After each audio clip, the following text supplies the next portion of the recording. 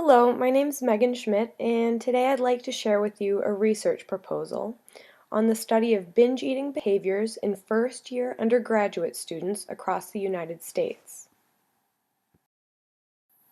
For a bit of background information, binge eating is categorized by the consumption of a large amount of food in a short period of time while experiencing a loss of control over eating. It's often triggered by negative emotions and followed by feelings of guilt and shame. Stress, substance abuse, boredom, skipping meals, social events, and loneliness are major factors that contribute to binge eating. This behavior can lead to obesity, chronic muscle pain, insomnia, physical health impairments, as well as the development of eating disorders such as bulimia nervosa and binge eating disorder. Eating disorders are highly prevalent on college campuses, and if left untreated, are associated with substantial physical, psychological, social, and academic consequences. The purpose of this proposed study would be to determine if first-year undergraduate students are more susceptible to binge eating and exhibit more binge eating behaviors compared to students of other undergraduate grade levels. This proposed study would be a quantitative descriptive study.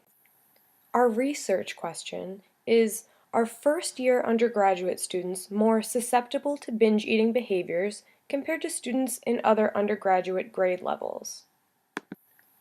The visual on the right of this slide illustrates that for the purposes of this study, freshmen will be considered underclassmen, and sophomores, juniors, and seniors will be considered upperclassmen. Data from underclassmen students would be compared to data of upperclassmen students. The research hypothesis would be first-year undergraduate students are more likely to exhibit binge eating behaviors. The null hypothesis would therefore be that there's no relationship between undergraduate grade level and binge eating behaviors.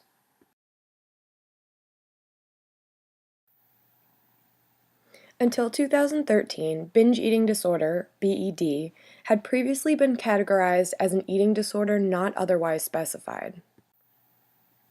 In May 2013, the Diagnostic and Statistical Manual of Mental Disorders classified BED as a diagnosable eating disorder, which led to an increase of research on the disorder and binge eating behaviors in general. Studies have examined what factors most commonly contribute to binge eating, as well as what other characteristics, such as gender, race, and weight status, correlate to binge eating behaviors. But overall, there's limited research on binge eating behaviors in college students. In 2012, an American study examined the relationship between binge eating behaviors in overweight and obese college students. They found that about 35% of overweight and obese college students reported these behaviors, and they seem to be more common in female students. In 2016, a Chinese study found that the anxieties of living in a high-density environment, such as in a dormitory, was linked to binge eating behaviors. An Arizona State University study conducted in 2016 surprisingly found that binge eating and drinking were not linked to a negative weight stigma. A Temple University study from 2016 showed that the dysregulation of emotion was linked to binge eating in female college students. That same year, the University of Michigan found that eating disorder risks were lower in the female graduate students compared to female undergraduate students, and it was also discovered that males have a tendency to exhibit binge eating behaviors later on in life as opposed to young adulthood. 5,000 undergraduate students from various U.S. colleges and universities across the country will be randomly selected to take part in this study. A web-based survey using SurveyMonkey software will be used to collect numerical and non-numerical data about undergraduate students, their lifestyle, and their eating behaviors. The study survey will be composed of 20 questions. Questions like the first example here will collect demographic data such as gender, class level, age, height, and weight. Questions like the second example will collect ordinal data for the investigation using the verbal frequency scale.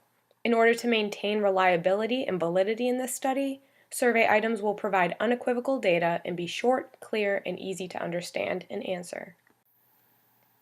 A preliminary email containing the survey will be delivered to the university-provided student email addresses partway through the spring semester.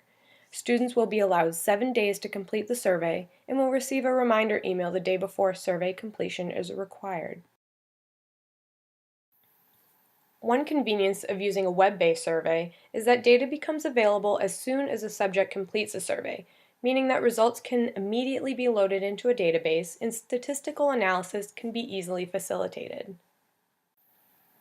The main goal of the data analysis of this study is to test for the significant difference between binge eating tendencies in underclassmen compared to upperclassmen.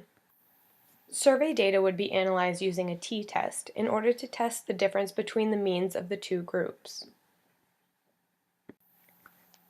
Descriptive statistics would be used to describe the sample and would demonstrate how the sample reflects the population. Inferential statistics would be utilized to test the hypothesis. A chi-square assessment on the categorical data would determine whether the observed frequencies of nominal data differ from the expected frequencies. Even with careful consideration of study design, there are several limitations that this study faces. This web-based survey study would be reliant on participant interpretation of survey items that could potentially result in misinterpretation and bias. Inter-rater reliability will be closely considered because each participant will be taking and reporting their own measurements for height and weight. Another limitation would be the lack of truthful responses due to the social stigma of binge eating, even though participants are assured that responses are kept confidential. While this proposed study focuses on the binge eating behaviors of underclassmen compared to upperclassmen, there are many other studies that could be conducted pending the results. Following a particular group of students from senior year of high school through college graduation could examine patterns of binge eating behaviors from one year to the next. It would also be valuable to check weight and physical exam results for first-year students from the start of the school year through the end of the school year in order to examine the health consequences of binge eating. Understanding binge eating in college students early on in their academic career is important because addressing these behaviors in young adults could reduce the long-term health complications associated with binge eating. Thank you so much for joining me today, and I hope that you enjoyed this presentation.